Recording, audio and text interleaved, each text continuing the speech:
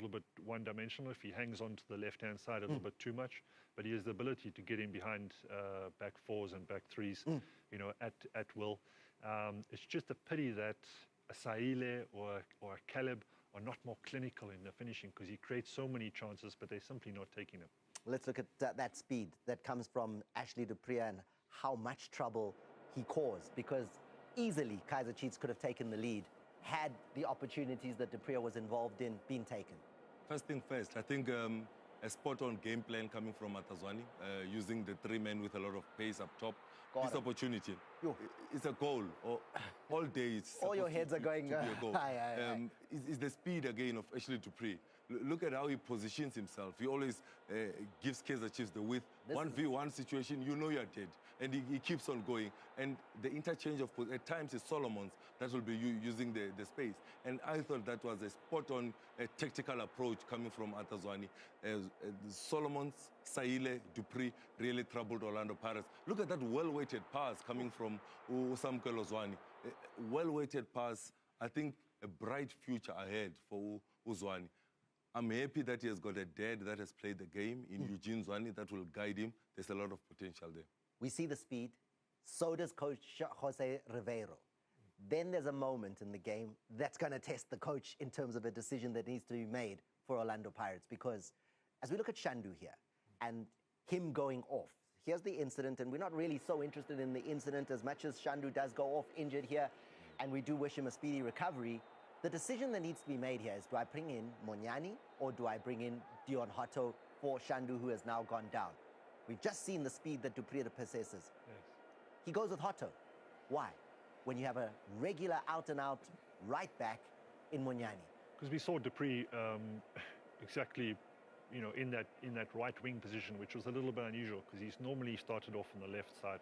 So again, you know, I think if he can have the opportunity to chop and change from right to left, that would be a nice balance for Chiefs. But to counter that, he's decided to bring in Hotto because du Preez was working down that right-hand side and having so much success.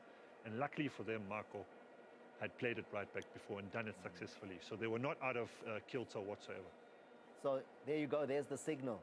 It's a serious injury. We're not happy with the neck of Shandu.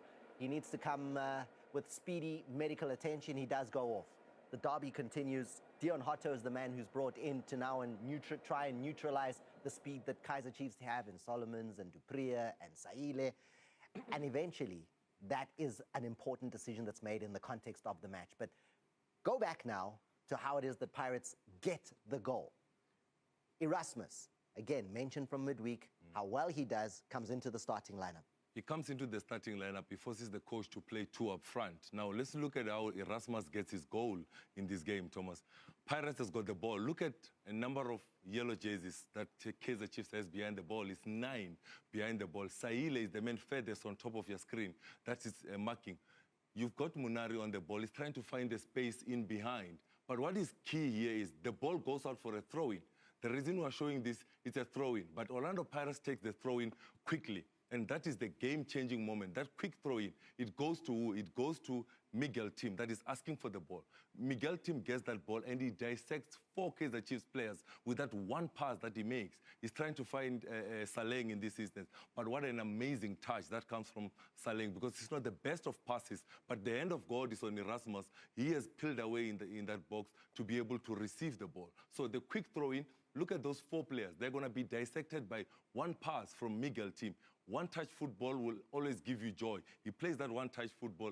Look at Saleng. He has found the space now. Look at Erasmus in between the lines. But you're thinking that those 3 players of Kaizer Chiefs can then be able to deal with Saleng. But the explosive speed, spiraling Erasmus is going to get the goal. There was also a question of offside. Erasmus cannot be offside because he's behind the ball. Confirm. And when you're behind the ball, you cannot be offside. And when they roll it through, that's how Erasmus gets the goal for Orlando Pirates. If you want to confirm and you don't know the rules, no, I know the rule, but you know, when the spot on is here, we can confirm. Say it again. When he is behind the ball, you cannot be offside. It doesn't matter what happens. There can be no one in front of you. You forget about everything else. I pass it to someone behind me. Technically, we say he is not closer to the opponent's goal line than either the ball or the second-class defender. Yabona yiyo le bengifuna. Ubufuna? Bengifuna le, not closer. Yeah, that one. Mamela, When we bege simple, marikhona le official, yabona, official one. behind the ball, it cannot be offside. There, you see. That's a strategy. Kaizer Chiefs, though. I mean, as much as they go down in the game, Chiefs, we saw already from the speed and how it was that DstvPrem was causing problems and Saile missing that early chance. There were more chances that came Kaizer Chiefs' way that were not taken. Take a look here at Yusuf Mart. He does so well here and actually hits the post. Yeah, DstvPrem, who had a little bit of a quiet game for me, Can't let him shoot from there. does well to steal, you know. We saw the Sundowns move the way that Shalulile peeled off. Saelia was in a beautiful position for Mart, I think, to drive here and then pass it into him. But he decides to shoot, so I suppose there's nothing wrong with that. But you know he can hurt you from here, man. He can, He's yeah. done He's it a box- before. he's a got box-to-box thunder player. in that right foot. He's a box-to-box player more so than DstvPrem. Both of them do have the ability to do that, but it's nice to see him getting into those positions. And then more chances here. Look at this. And I know, Matthew, when you saw this, when we were looking at earlier and even yeah. on the weekend, you could not believe this miss. No, I mean, you know, you've got big players, you know, you've got to be good in the air. That's your bread and butter, like you said, Pumuzo, off air, you know. I teach my youngster, he's 14 years old, to open his forehead, keep his eyes open, his mouth closed. There he's ducked his head, he's closed his eyes, and that's why he's missed this absolute sitter there. Sitter. Yeah, You're calling it a sitter. absolutely. Yeah. He should be hitting the target easily there. Right. So there you go. Opportunities go begging. But eventually, Kaizer Chiefs do find their way back into this game, and it's Yusuf Mart. It's Yusuf Mart that gets the equalizer for Kaizer Chiefs. But what is key is how he gets the space in that midfield. In this instance, Pirates just are clearing the ball. I want you to keep your eye on Miguel Tim. Miguel Tim, I'm going to put a magnifying glass. That hand says to Dion Otto, go on the overlap, boy. It's on. Go on the overlap. I've got you as a 6-6. I'm going to give you the cover. He encourages Dion Otto to go on that overlap. He goes on that overlap. When that ball goes there, what is key for me here? All the left-footed players for Orlando Pirates are in the box. You're looking at Saleng, Hoto, and also Dlamini in that instance. So the quick restart of the game from Kaizer Chiefs was key for me because the quick restart means that Pirates are not balanced at the back. Now, I'm highlighting Otto. He needs to be tracking Solomons and also Miguel Tim. Miguel Tim takes the wrong decision to try and mark the ball in that midfield. The two players are supposed to be against each other. Now, the ball is moved forward. Look at Yusuf Mart. He's the man that we are spiraling. But now, where is the three midfield players for Orlando Pirates? They're out of position because of that quick restart that comes from Peterson. When they cut in, look at Yusuf Mart. He has opened up his arms to say, I'm alone. No one is tracking me. Play the ball into the channel, and then I'll go finish. And that's exactly what Solomons does. Plays that ball, and he gets the goal, Yusuf Mart, for Kaizer Chiefs. It's a delightful goal that Chiefs scores. But the key is the quick restart. Dion Otto and Solomons.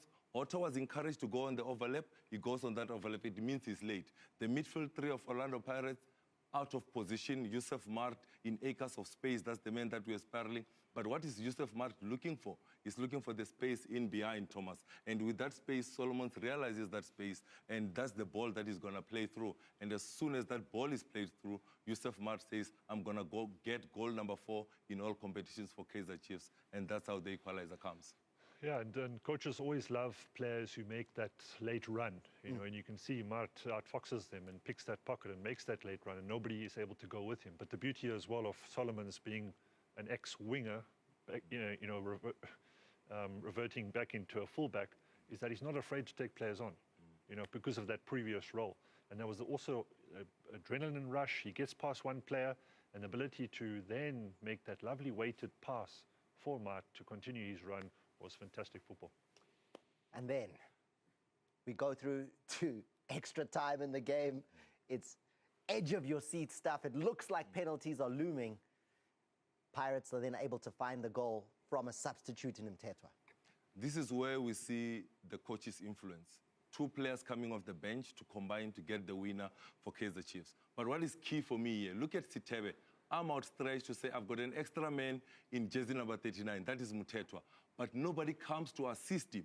And when the ball is played, Mutetwa is running freely. No one is picking him up. He misses the first header. It goes wide. Now, this is another man that comes off the bench in Ndlondlo. He looks up, look at the box. The hand of God is on Mutetwa. No one is picking him up. He has got the space in between Shanti and also Dove, rises the highest, puts the ball in the back of the net. But the problem does not only start there, Thomas. It starts when the corner kick is taken, they don't pick him up. Sitebe points out that there's an extra man. Nobody comes to assist. Look at that cross that is coming in from Ndlondlo. He comes off the bench, and as you roll it forward, you're going to see the man that gets the head onto that ball is Mutetwa. He's coming off the bench. The coach's influence, looking to his bench and bringing on players that will elevate the game. What I like about Ndlondlo there is that at Maruma, and since he's arrived at Pirates, that's not his game. But he realizes time is short. He realizes that there's a second phase of play. He realizes that Mtetwa is still in the box, and he puts in a delightful ball in there. But yeah, poor defending, lackadaisical defending from Chiefs at a very important time in the game. Heartbreak for Amakosi and ecstasy for the Buccaneers. That was the goal that saw them through to the Nedbank Cup final. 27th of May at Loftus Versfeld is where Pirates will be against Kokuni. But Chiefs followers, spot on, there's one moment they want you to talk about because they feel they could have gone into the lead had the referee pointed to the spot. This is a big moment for you. They're waiting.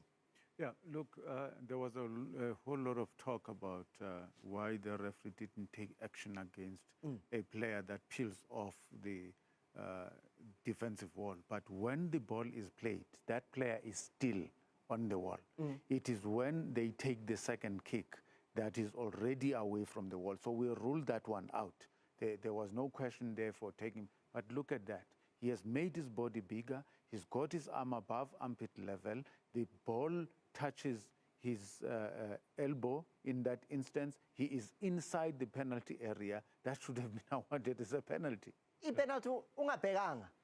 Udlamini ubhekele, he's jumping, uzibhekelele, he's, you know, penalty. What we consider these days in terms of the laws of the game is not whether or not there's an intention to handle the ball. Are you making your body bigger? Yeah. Is the arm at a position that you pose a risk to yourself of handling the ball? And those are the two considerations that the referee should look at. And at that moment, you look at where the arms are. He's not looking at the ball, but he's making his body bigger. And in that instance, he's preventing the ball from flying through towards people that could have headed it into goal. That should have been a penalty.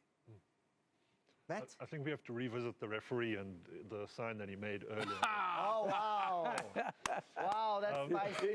If enough how we describe That is I'm spicy. only joking. No, but he did very well to break off the wall. But just his body, the decision to turn his back and raise his arms was a mistake, you know. And there's hardly ever a defender in the world that will intentionally handball the ball in the box. It's not confirmed yet, though, because Pomoza, you have to agree. If you have to agree. Two? Penalty. You learn every day. He cannot disagree. You learn every day. I was educated. Penalty. You learn every day. Thank you for the education. And I'm sure the people at home were educated too. Of course. On Monday. Yeah, on Monday. But I saw Sisi Saturday. 27 of May. Loftus. He just had to say that. Well, the penalty was awarded on Monday, guys. So, on extra time it's given. We're going to a quick break. After the break, Skokunu joined Pirates in the final. Find out.